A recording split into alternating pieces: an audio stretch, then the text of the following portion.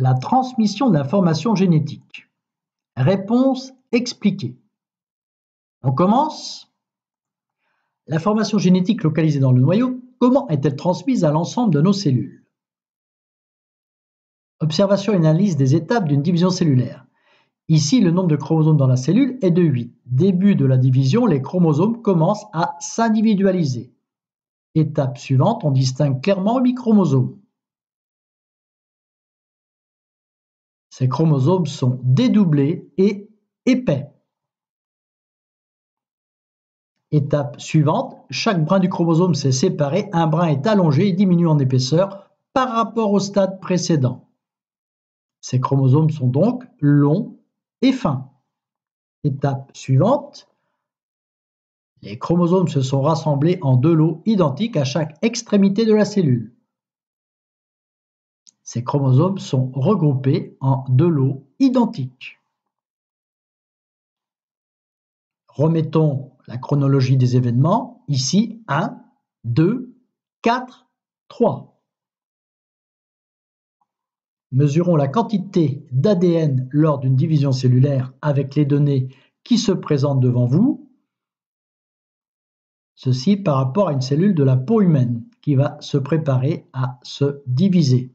Évolution de la quantité d'ADN dans une cellule de la peau en fonction du temps.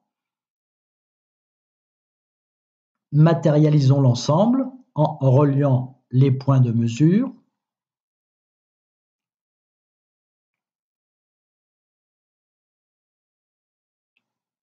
Notons la remarque, le nombre de chromosomes est toujours de 46.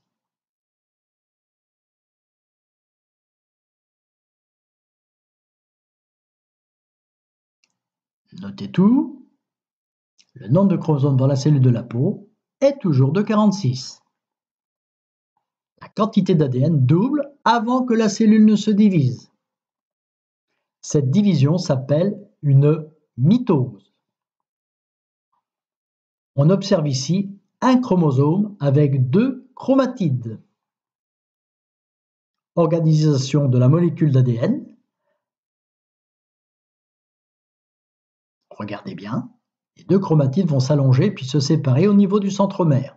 La séquence correcte est A, B, C. On peut dire que toutes les cellules de l'organisme issues de la cellule œuf ont le même karyotype car, entre 2 divisions cellulaires, chaque chromosome, initialement sous forme d'une seule chromatide, va se dupliquer. La cellule contiendra alors 46 chromosomes formés chacun de 2 chromatides identiques.